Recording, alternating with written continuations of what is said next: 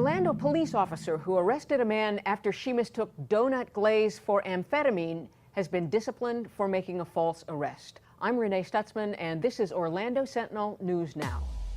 Corporal Shelby Riggs-Hopkins was given a written reprimand for arresting Daniel Rushing nearly 2 years ago when she spotted small white flecks on the floorboard of his car. Every other Wednesday, I get a glazed donut from Krispy Kreme. They found 4 little pieces of icing on the floorboard, which I'm kind of embarrassed about because I should have, vacuumed the car better. She did 2 drug tests at the side of the road, but did them wrong, and as a consequence, thought the donut glaze was amphetamine. This is the very same test, narcotics identification system. We found that when we tested several substances, and in fact, nothing. Right. We got a presumptive test for amphetamine. First they tried to say it was crack cocaine, and then they said, no, it's not crack, it's methamphetamines. I went, it's icing from a donut. Prosecutors dropped the criminal case against him, but Rushing is now suing the city of Orlando.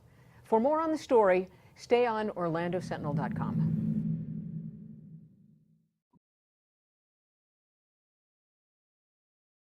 Orlando cop who mistook donut glaze for drugs is disciplined. The Orlando police officer who arrested a man after mistaking donut glaze on his floorboard for amphetamine has been disciplined for making a false arrest. Corporal Shelby Riggs-Hopkins didn't mean to do any harm, the Orlando Police Department concluded. She just didn't know how to use the department-issued drug test kits. The department had never trained her or anyone else on how to use them, according to Deputy Chief Orlando Rowland.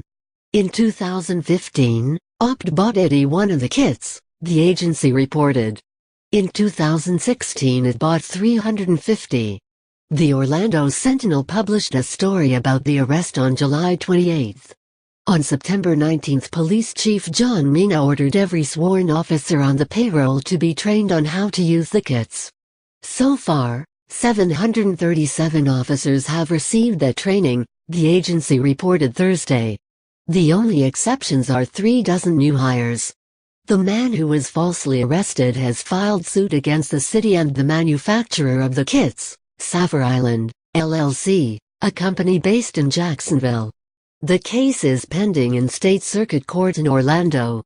Daniel Rushing, 65, a retired City of Orlando employee, was arrested by Riggs-Hopkins on December 11, 2015.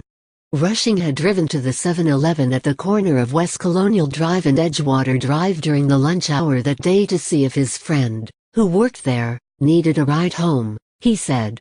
Police were watching the store because of complaints about drug activity, according to the Internal Affairs report, and Riggs-Hopkins zeroed in on Rushing. He pulled onto Colonial Drive without first coming to a complete stop, a traffic violation, and he headed south on Palramore Avenue, driving 42 miles per hour instead of the speed limit, which was 30 miles per hour, according to the Internal Affairs report. Riggs-Hopkins pulled him over. She spotted a rock-like substance on the floorboard and suspected it was crack cocaine, she told the Internal Affairs investigator. There were several pieces of it near the driver's seat.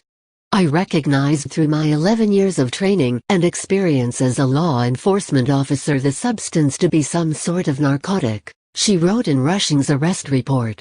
Rushing, though, said he was innocent. I kept telling them, that's glaze from a donut.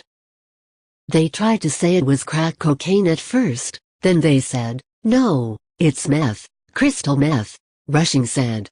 Riggs-Hopkins did 3 roadside drug tests. One she got right, the one that came up negative for cocaine. But she was wrong on the other 2, according to the Internal Affairs report. She used the wrong type of kit for one, a kit designed for cocaine, not amphetamine, and when she did use the proper kit to test for amphetamine, she didn't realize that proper protocol required her to do yet another test with a different kit to confirm the results. Rushing was handcuffed and taken to the Orange County Jail, where he was strip-searched and spent about 10 hours before being released on $2,500 bond. Riggs-Hopkins packaged up 0.4 grams of the donut glaze and placed it into evidence. Several weeks later, A state crime lab tested it and determined it was not an illegal substance, and the state attorney's office dropped the charge against Rushing. At the time, I believed I was using the test properly, Riggs Hopkins told the Internal Affairs investigator. She did not respond Thursday to a request for comment. This incident stems from no pre-established departmental standardized training with the Sapphire Island NIC testing kits, Rowland wrote in the Internal Affairs report released by the City of Orlando on Thursday.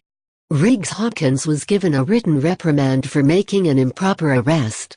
The department found no evidence that she acted in bad faith.